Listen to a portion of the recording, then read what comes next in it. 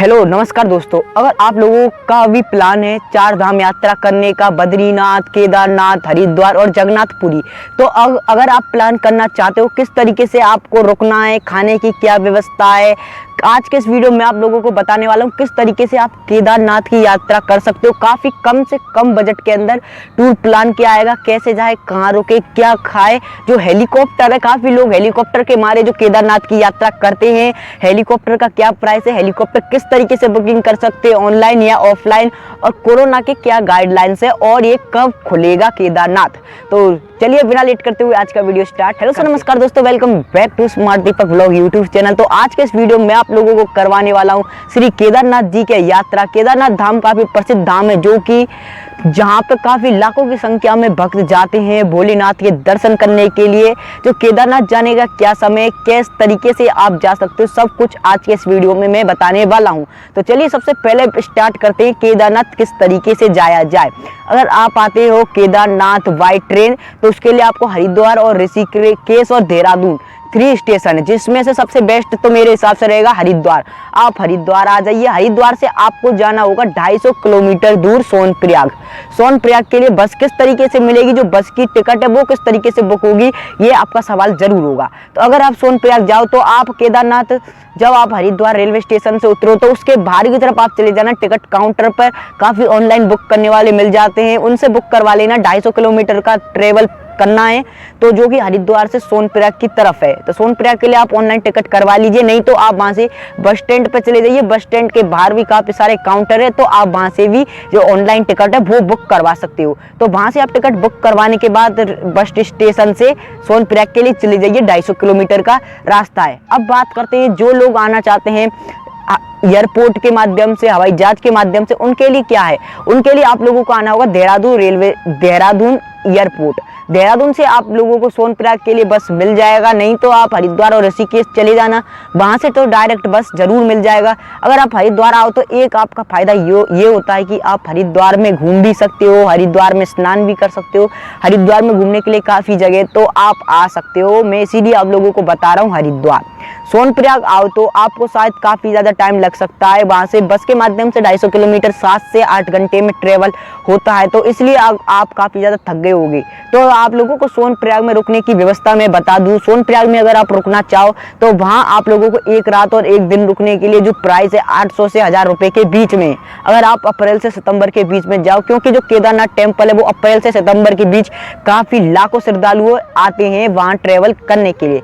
तो 800 से 1000 रुपये आप लोगों को होटल पड़ेगा। अगर आप चाहो इतना पैसा ना खर्च करना चाहो तो सोनप्रयाग में रेन बसेरा भी है, 100 रुपये में आप लोगों को मिल जाएगा। धर्मशाला, आश्रम और भी सस्ते में आप लोगों को मिल जाएगा। मेरे मानो अगर आप 100 रुपये प्राइस, अगर सिंगल आ रहे हो तो 100 रुपये प्राइस दे के आप सोनप्रयाग के किसी रेन बसेरा में रुक जाना, वहाँ से आप लोगों को ट्रेवल कर लेना। फिर उसके बाद 1 रात और 1 दिन आराम से घूमने के बाद सोनप्रयाग में आप घूम भी सकते हो, घूमने की काफ़ी जगह है।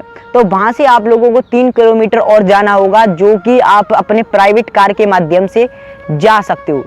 प्रयाग से आपको फिलहाल जाना होगा गौरीकुंड, जो कि 3 से 4 किलोमीटर की दूरी है। अगर आप जाना चाहो पैदल भी जा सकते हो, नहीं तो आप अपना एक ऑटो या कुछ कार वगैरह बुक करवा लेना।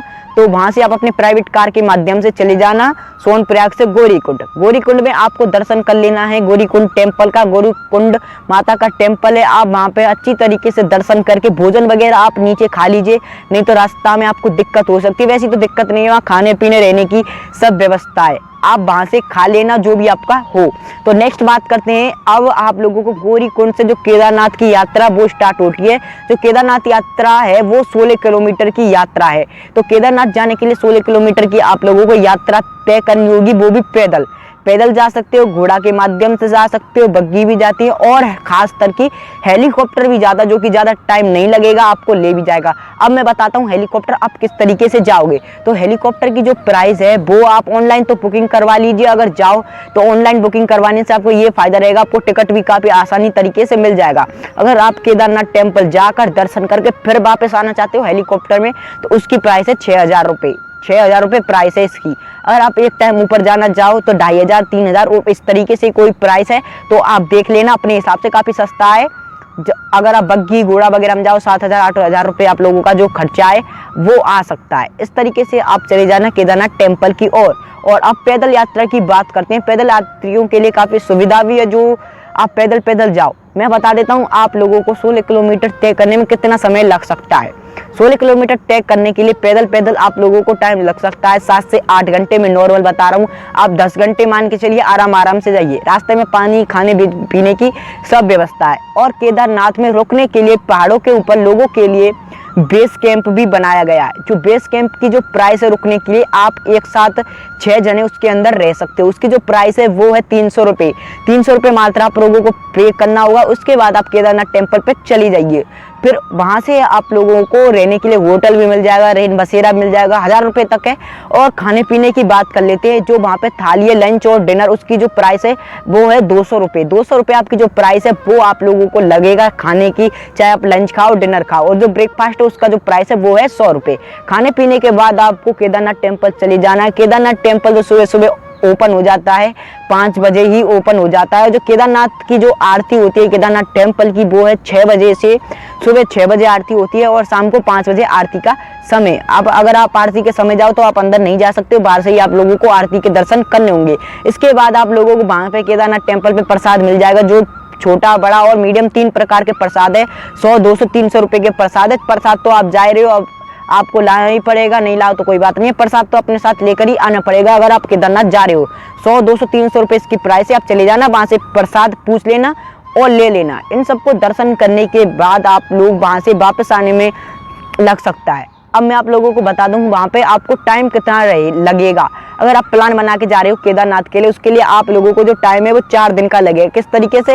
एक दिन आप ट्रेन से सफ़र कर सकते हो किसी से भी, मान लीजिए 2 दिन 4 दिन, 1 दिन 2 दिन जाना 2 दिन आना, इस तरीके से लगा रहा हूँ। और बाकी ज़्यादा टाइम लग सकता है अगर आप दूर से, मैं उन लोगों की खासकर की बात कर रहा हूँ जो पास के 500 किलोमीटर 600 किलोमीटर की दूरी में रहते हैं, तो उन लोगों के लिए काफ़ी सस्ता लगेगा। अब मैं आप लोगों को बता दूँ जो हेलीकॉप्टर प्राइस है वो कितनी है, तो वो मैंने आप लोगों को बता दिया। सब कुछ मैंने इस वीडियो में बता दिया। अब मैं आप लोगों को बता दूं आपका जो बजट प्लान है वो कितना होना चाहिए।